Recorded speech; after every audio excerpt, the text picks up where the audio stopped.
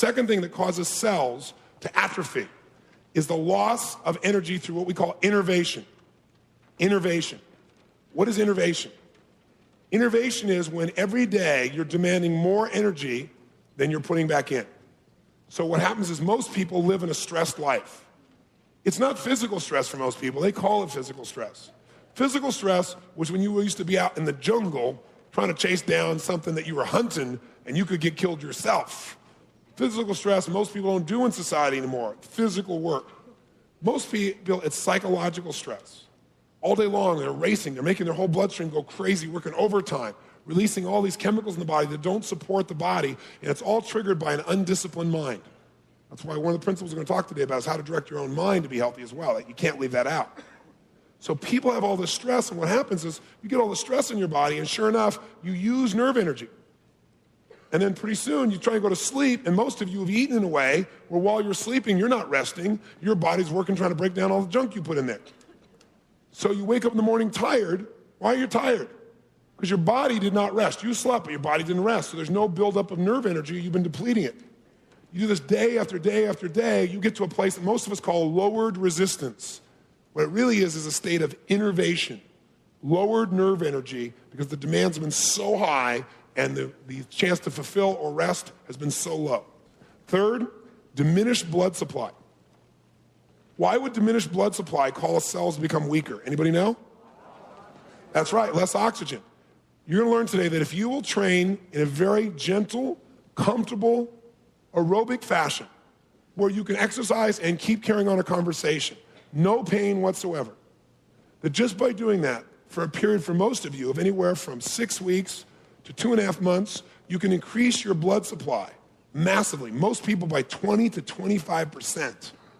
It's unbelievable, the latest research, because now what happens is when you increase all this aerobic power, all this additional blood in your body, it means you got tons more what? Energy, because you have a lot more what available? Oxygen. See, people think, I got to go do my aerobic exercise so I look good. You need to go do your aerobic exercise so you got enough blood, keep every cell in your body strong so you're unstoppable. So it shows up in everything you do in life. You got to make sure you do that. And that's why sometimes when people are just doing weight workouts, they get great muscles, but they don't have a lot of energy. They get fatigued real easily because they're missing that balance. Fourthly, inadequate nutrition causes cells to atrophy. Inadequate nutrition.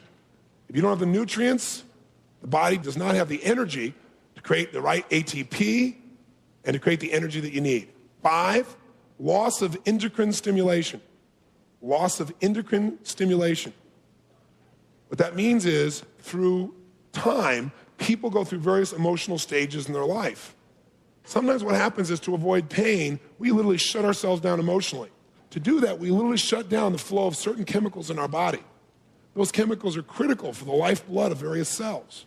So very often our emotional pattern will literally make a change in how our cells function. So one of the things you did yesterday when you developed these new beliefs is every one of you in this room made shifts in your biochemistry yesterday.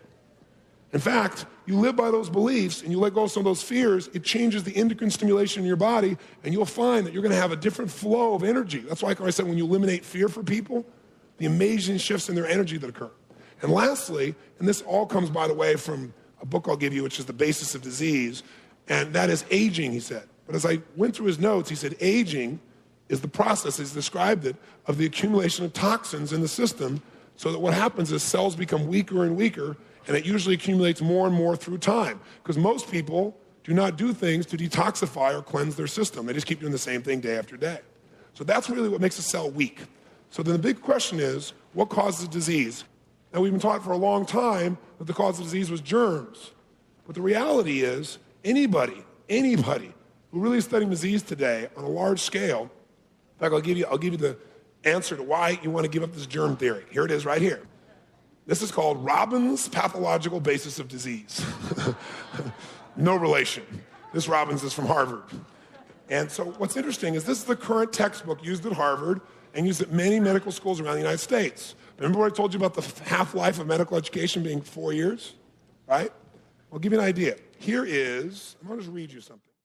In chapter 1, page 1, which incidentally is on cellular injury and adaptation. It's talking about the etiology or the cause of disease. The concept of one cause leading to one disease developed largely from the discovery of specific infectious agents as the causes of specific diseases is no longer sufficient. I couldn't believe when I found this. This is currently being taught to medical doctors all over the United States. They're being taught germs are not the single cause of disease. They can contribute to it, but they are not the cause. When you got the flu, isn't a little flu virus that's jumping in and getting you. It has to be a series of factors. And we're going to talk about why we find these particular germs around and what they do and how they support us. Continue.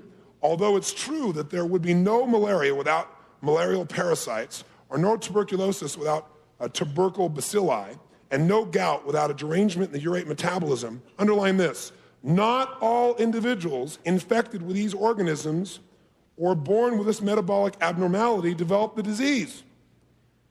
So we're saying here, and this is a fact, is a lot of people have all these germs, but they don't have anything happen in their body ever. So if germs are the cause, there's no such thing in science as a cause without a what? Effect. That's what he's pointing out here. Okay? So he says, or develop it at the same rate or with the same severity.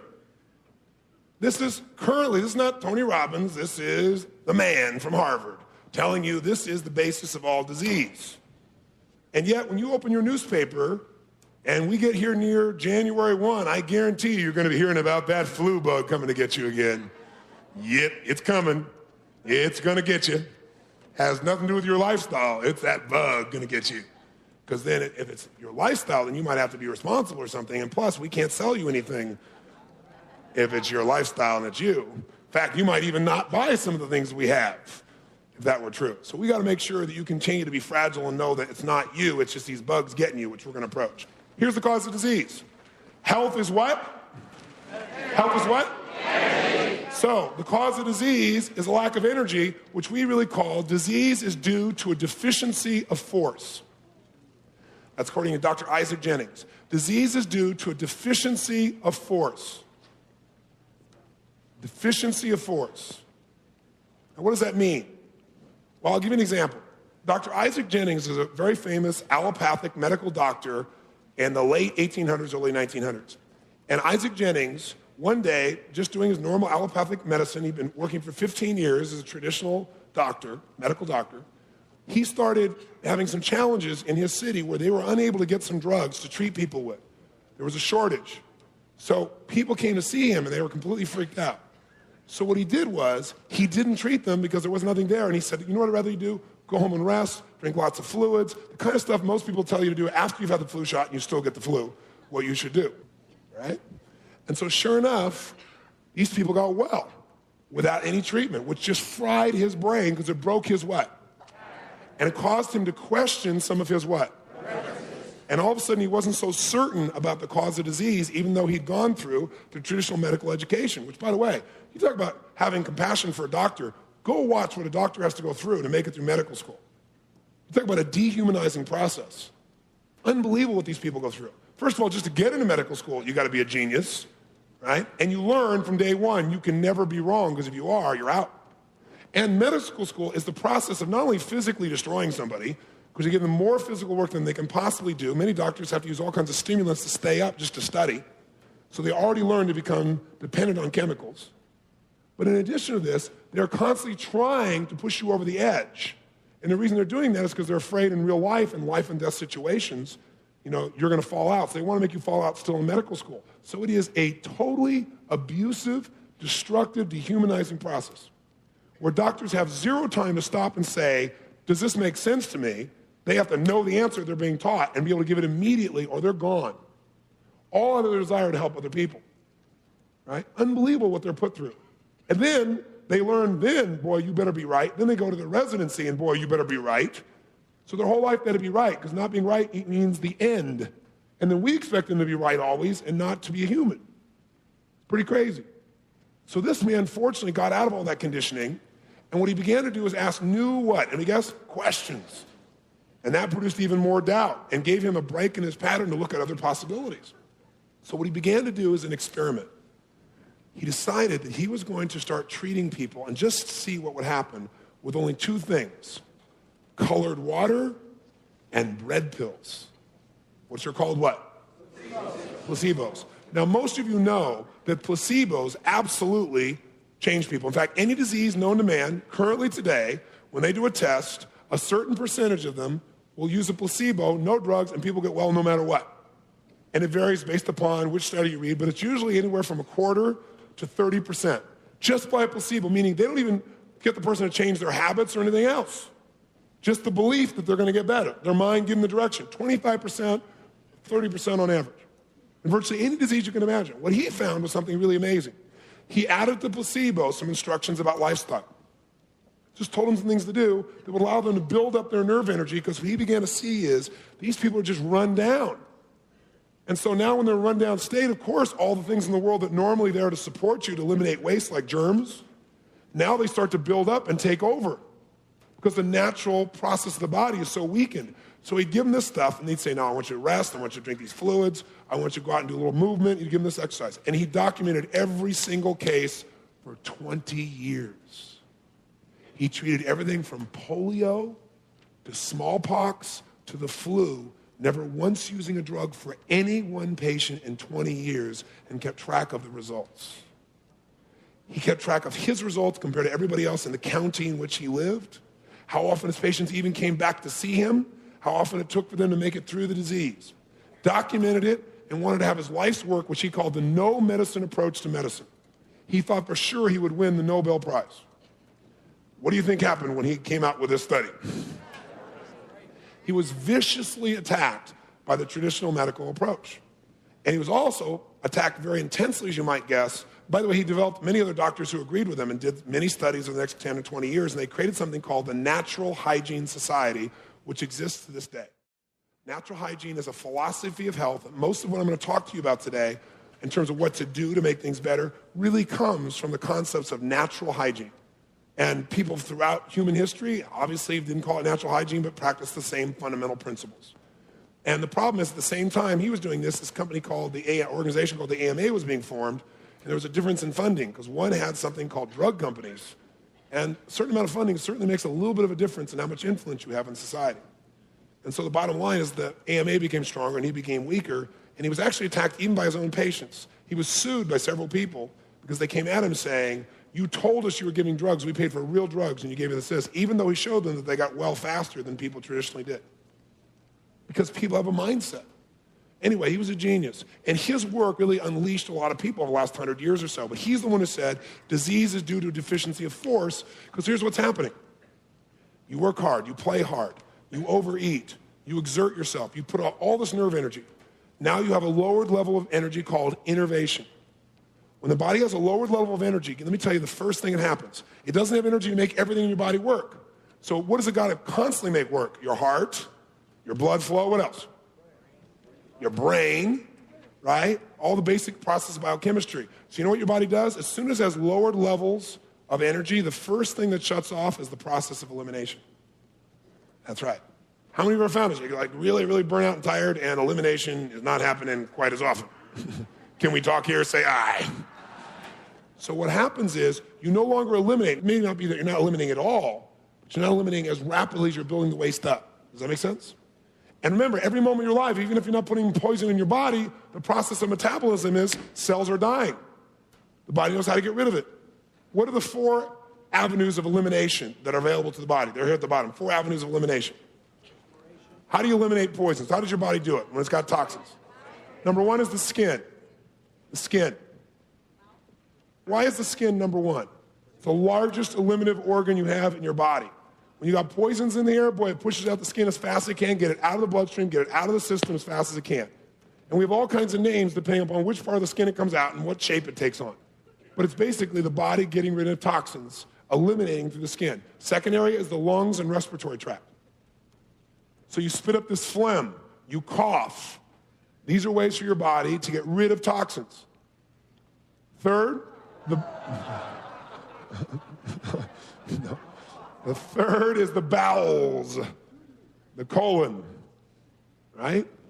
Major way to eliminate, a way that most people get clogged up and don't use very effectively, and as a result experience a lot of disease in the body. And fourthly, of course, is the urinary tract. Urinary tract.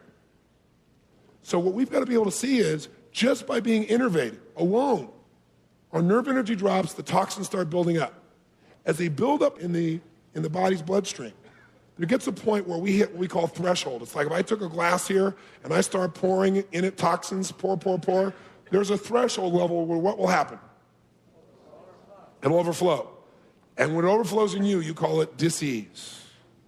When the body gets to the point where it goes, hey, I'm at threshold, the body's integrity is right now being challenged. We're really at a point, I got to do something now or we won't survive. And so the body goes, and it gets rid of it as fast as it can. It comes out your skin, and you call it acne. It comes out here, and you call it the polar flu. It comes between your toes, and what do you call it? Athlete's foot, right? Depends on where you go. It just depends on the location that it gets rid of things. And of course, what do we immediately do as soon as all this waste that must come out of the body starts coming out? We immediately, based on our cultural conditioning, do what? We try to stop it. So we go take some pills to take all that mucus and push it right back down into our body. Now, is that intelligent, yes or no? No. Absolutely not. I want to tell you something. These are poisons that are trying to get out of your system, and you push them back in. And the reason we see such a huge amount of cancer and so many other diseases is, over the years, you watch in your whole life, you watch millions of commercials, literally millions in your lifetime, showing you how to have instantaneous relief, but not to deal with the real source of the problem. Deal with the short-term cause, the surface cause, which is the mucus of when you're feeling uncomfortable. The real cause, the source of it all, is the way you're living your lifestyle, what you're putting in your body. So we push all this mucus back in, and as we build more and more toxicity, you know what happens? Sometimes what happens is the lymph system of the body. Lymph system's the system that is the sewage system. It cleans everything out. It'll come by and see all these toxins and protect you. It'll wrap itself around it and form what's called a what? A tumor. That's what a tumor is. It's all this waste that this lymph is wrapped around. It's all these cells that's wrapped it around, trying to protect the body until the body has enough nerve energy to eventually come in and break it down, which is what happened to my friend, by the way, the lady I told you about. All she did is she got herself in a place where she cleansed the waste out of her system. She had more nerve energy because she did the things I'm going to teach you today, and her body didn't have enough nerve energy to go in and slowly begin to tear down and get rid of waste. It knows how to get rid of waste. It knows how to get rid of toxins. It just doesn't have enough energy to even keep going through the day. Most people are tired by the time they get home from work, much less go out and do things and make things happen or physically exercise and so forth. So this is the process of what really causes disease. So one, what makes the poisons build up is, well, you're putting more in than you can eliminate. Two is biochemical additives, things your body cannot use that you find in all kinds of foods. So here's the organizing principle. Anything that my body ingests, it must assimilate or it must what? Eliminate. I am saying that any dis-ease that you experience, I don't care what you call it, is nothing but the body finding some way to get rid of the poison you put in your system. And let's use some common sense. Step over to my common sense corner here. Common sense. Let me ask you all a question, and you know the answer to this question, okay? I want you to tell me what your body would do if I took what you know is a poison and put it into your bloodstream. If I gave you a real poison, tell me what your body would do, and let's write something here. It says, how does your body respond if you put a poison in the bloodstream? What will the body do? Raise your hand. A poison, something you know is a poison. Yes, sir. It'll fight it, but how? What will it do? It'll try to kill it. So it'll try and kill it. Well, kill a poison? Well, it'll battle it and try to get it out of the body. No, listen to what he's saying. Battle it. What will it do?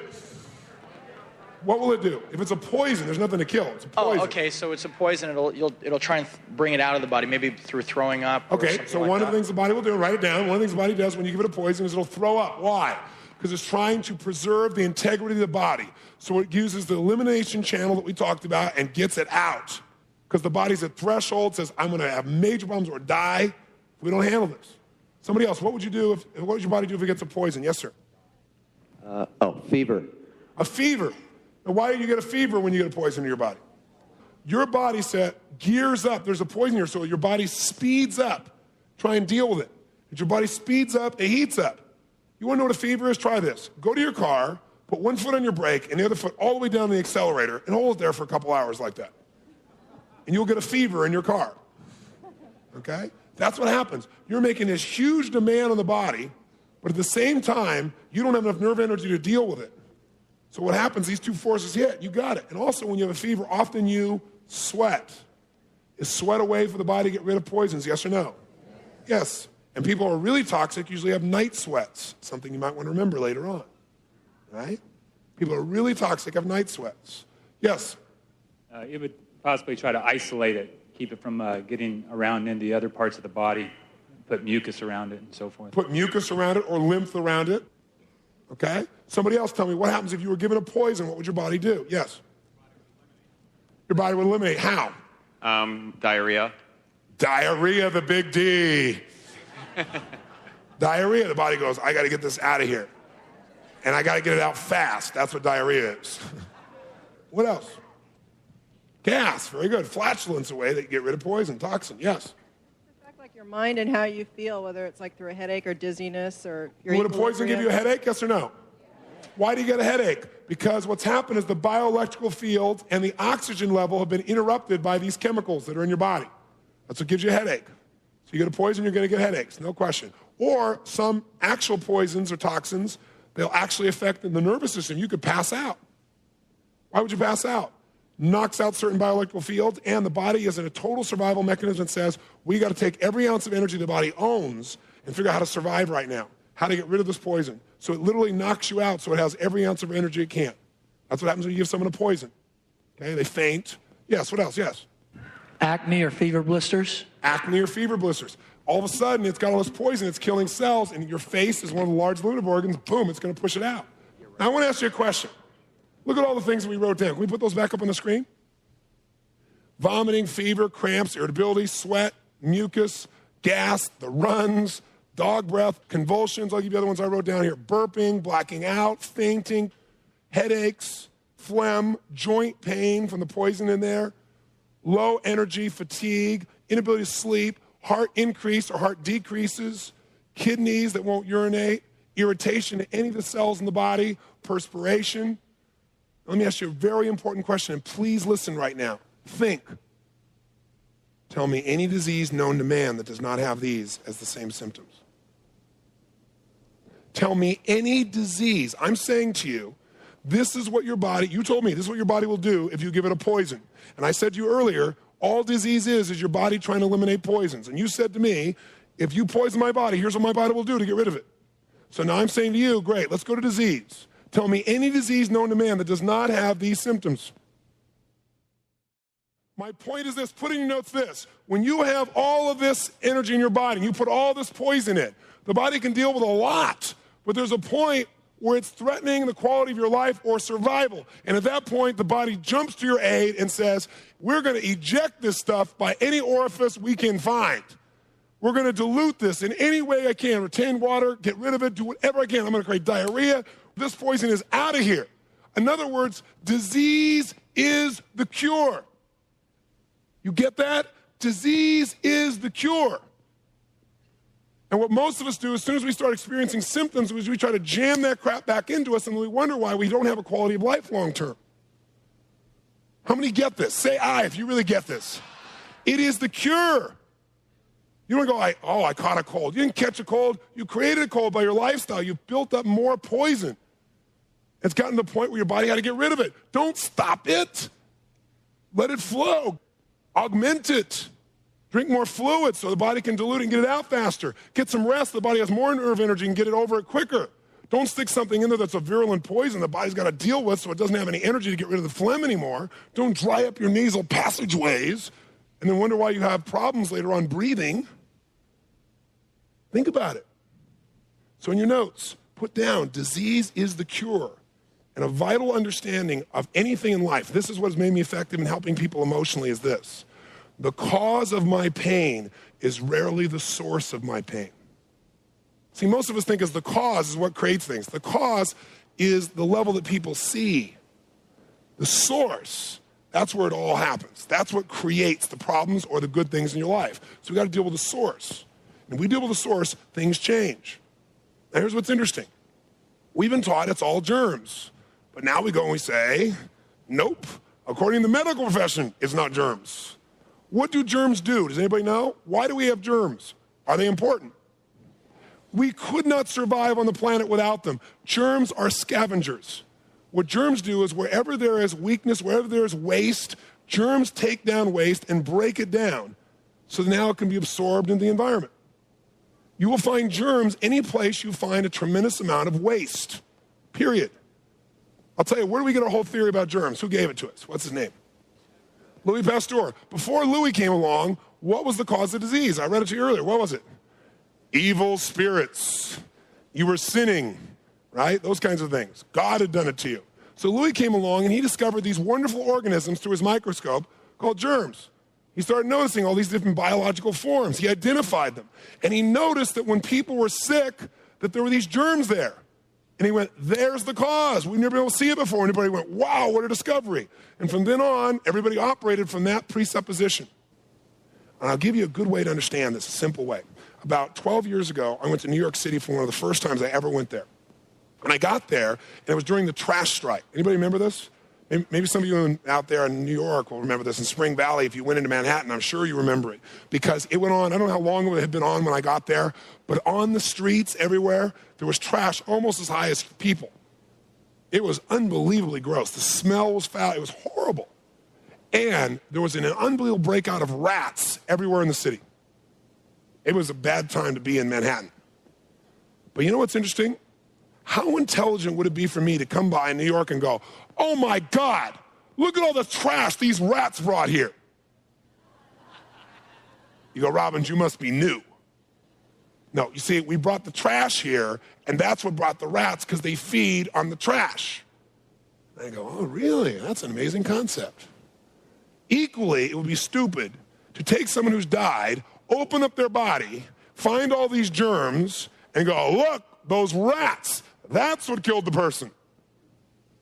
What killed the person was the toxicity built up, and what these rats did come in as scavengers was to break it all down and feed on it. And yes, if you create enough polluted environment, you can get enough rats, they start creating their own excrement, and they make the problem worse. Same thing with microbes. How many follow the metaphor? Now, let me ask you a question. What is the traditional approach through the old paradigm of medicine, traditional American medicine, allopathic medicine, on how would you deal with a situation? You'd use the war metaphor. You would say, we must kill all the rats. And most people would agree with you, right? Because they go, look, those rats are making my life miserable. Because those rats get your attention. The trash also gets your attention, but the rats really get your attention. Because they move around and you can see them. So now you go out and try and kill all the rats. Let's say you're even successful. What will happen? More will come back. Why? Because you dealt with the cause of your upset. The cause was the rats, but you didn't deal with the source, which is the what? And the trash inside of you, the toxins, are created by your lifestyle. How many get this? So I'm not saying that germs don't exist. Of course they exist. They are your best friends unless you create an environment that attracts an overabundance of them.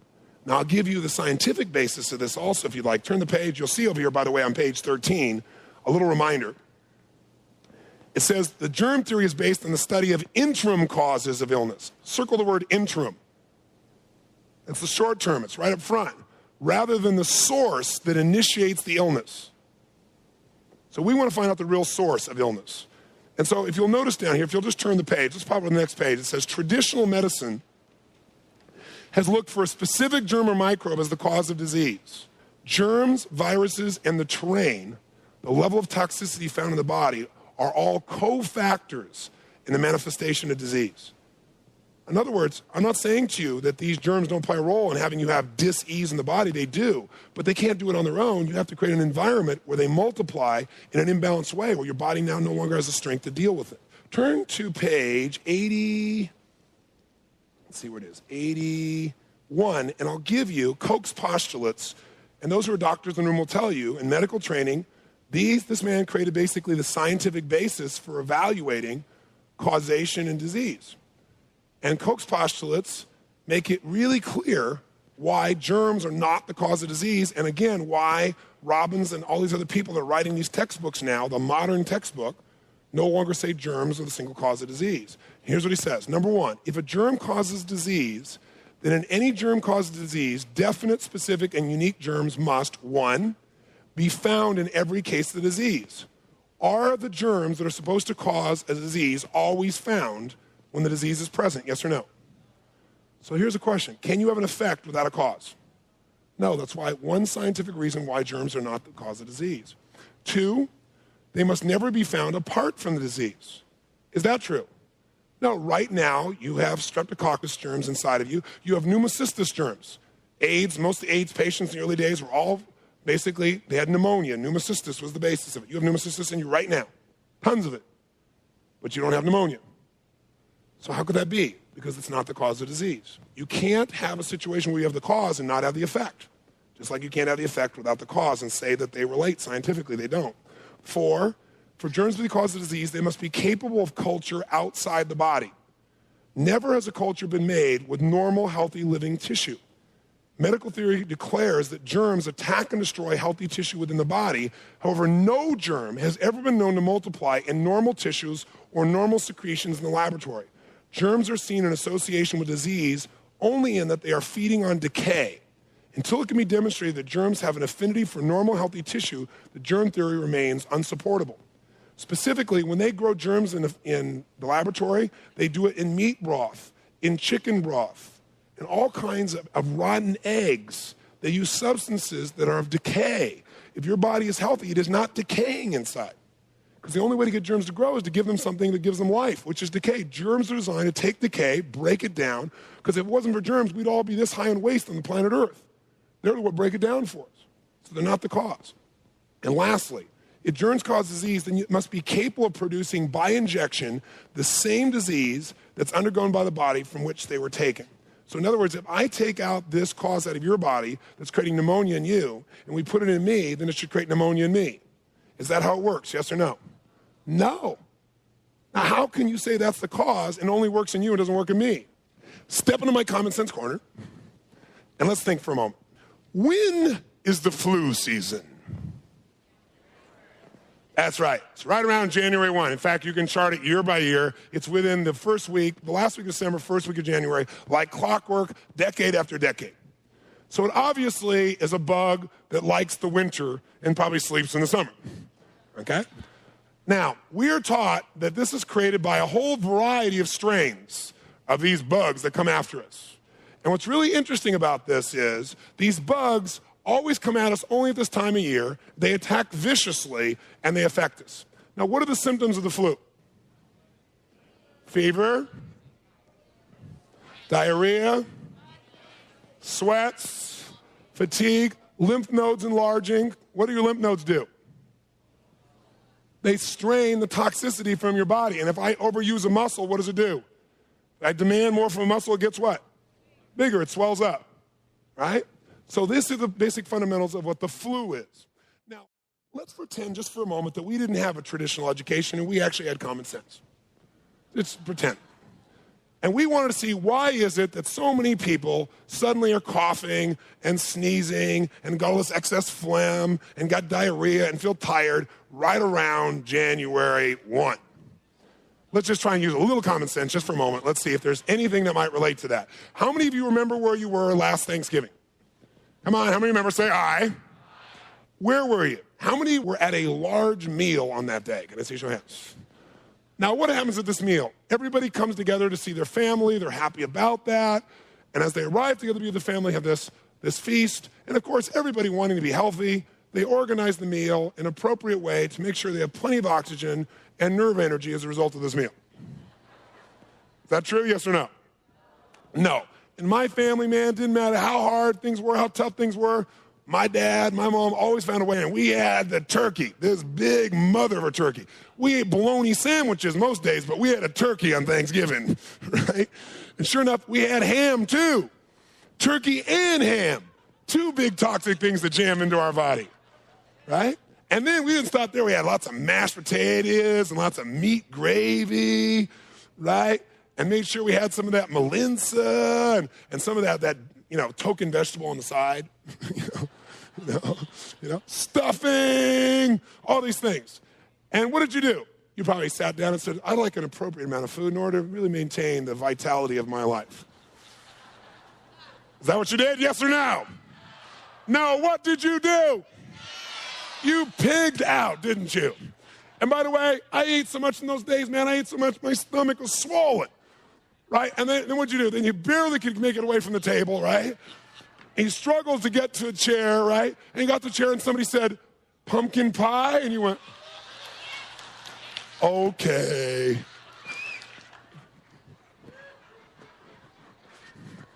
And then you put some coffee in on top of that. All right, maybe some ice cream on top of the pumpkin pie just to make sure you get a little more phlegm inside of you. And now your body's going, what are you doing? And so then what'd you do? Did you go, oh, wow, done with my meal. Now time to go out and let's go have some fun. Let's go play some sports. No, what did you do? You went to sleep. Why did you go to sleep? Because your body went, you sucker, you sit down right now. I got to go to work. Right? Body's all working here. And by the way, after Thanksgiving, did it end there? Oh, no, because you look just, you went, wait. I'm going to go on my diet later. I know I'm not being good. But look, Christmas is just around the corner. Right? And of course, there's the office parties, right? And of course, at the office parties, we never put the product of decay in our body in mass, like alcohol. And of course, it doesn't end there. We make it to Christmas. By the way, during this time of year, is there more nerve energy being expended anyway? What is it about the season that would cause your body to have to use more nerve energy? The shock and stress of two things. Temperature changes in 90% of the population, in terms of the season changes. And when it gets cold, your body has to use more nerve energy just to protect itself. Major difference. What else happens this time of year besides all this? The emotional stress. Does that use energy, yes or no? How many of you expend a lot more energy during the holidays? Say aye. Why? Because for you, what happens during that time is you expend good energy. You're excited. That takes more energy. You got your normal life you're living, plus you've added all this new stuff to it. And by the way, for that point, most people are at threshold. Plus, most people in lots of parts of the country bundle up. They're actually keeping their body's ability to get rid of things in. They're actually heating it up. So now the body's got to try and warm itself up, cool itself down. It's constantly going like this. All of those things would be enough to stress your body a little bit, but then you add to it the lifestyle people have during their holidays. The weather alone could start to create more demands. If you're healthy, the weather's no problem. Your body knows how to adapt to that. But if you have been using your energy all year long and now you go into a cold season, not a cold, this kind of cold, temperature cold, there's a shock to the system. The body knows how to adjust. But when you're already at the edge of threshold because you've been going like crazy and don't have enough nerve energy, all it takes a little bit to kick you over. And now all the poison that's been in there jumps out. So, for example, you can see this all over the world. It doesn't have to be Christmas time. But here we add to it the wonderful American lifestyle of, okay, it's Christmas. What happens at Christmas? Do you eat real light on Christmas? Yes or no? Hell no. You go to Christmas, what do? It's turkey and ham time again. Usually, by the way, did you make enough turkey that you had lots of turkey sandwiches, turkey pies, turkey everything for about a week afterwards? Right? So sure enough, now you do it again. And by the way, in a Christmas, you barely can walk or move once again. Do you stop there? No, look, New Year's is just down the corner. Right?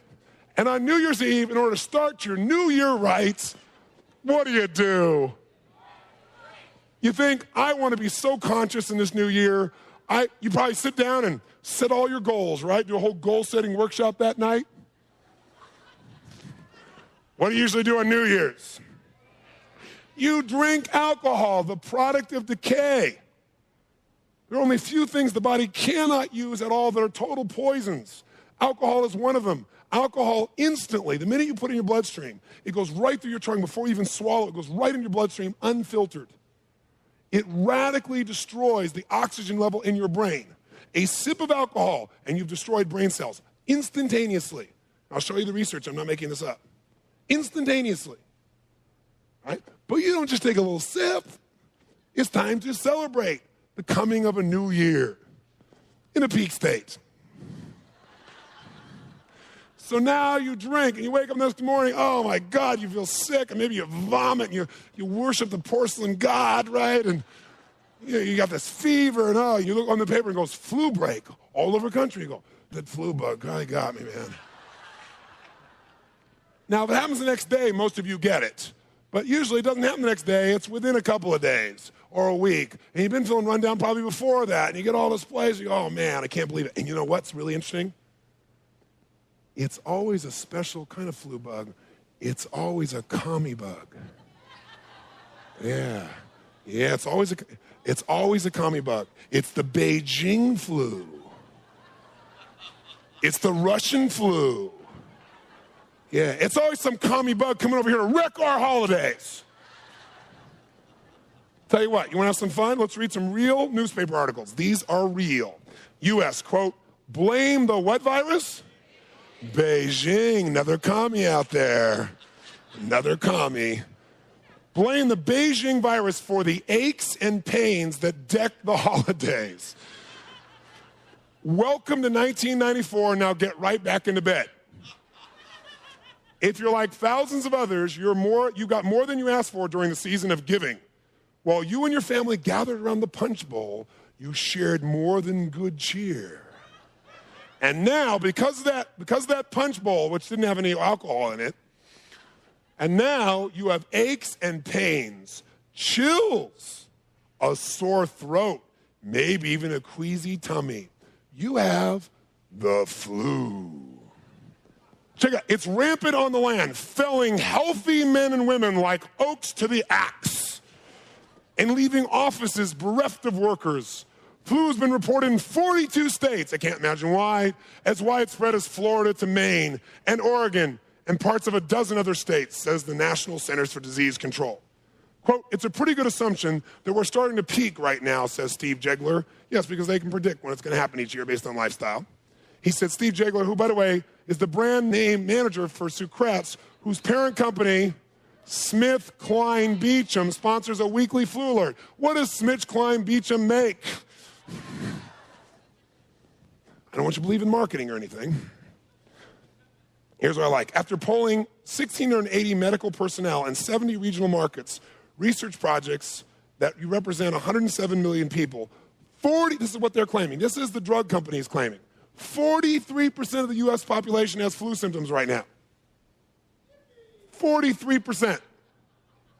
Give me a break. When have you seen half the population do anything? They can't even agree on what sex means. How could they even have disease the same way? Check it out. This is from USA Today. This is this last year. Drop down to the next paragraph, signage monitor. Go down to where it says pharmaceutical, about 6 lines down. Pharmaceutical companies make how many? 50 million doses that they sell every year. So it has to be done early. By the end of February, we have to have made all the decisions for what they're going to make and sell you next year is the virus. It's not even here yet. He says it's not always easy and predictable. Obviously, the closer we are to being accurate, the more protection you have. They're not even accurate, he admits it. But if we're fairly close, it's better. You guys get this?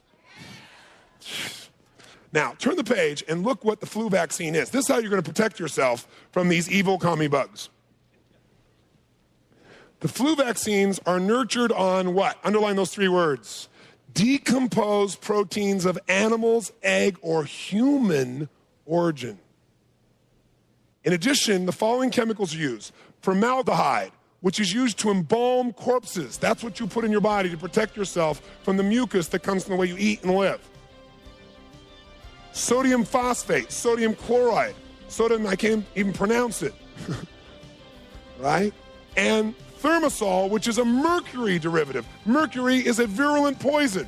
So to make sure that you may not have some sore throat or cough or a little diarrhea, let's stick some animal, egg, and human toxicity of proteins directly into your bloodstream, into that delicate chemical balance, just to protect you in case it may show up tomorrow from Beijing.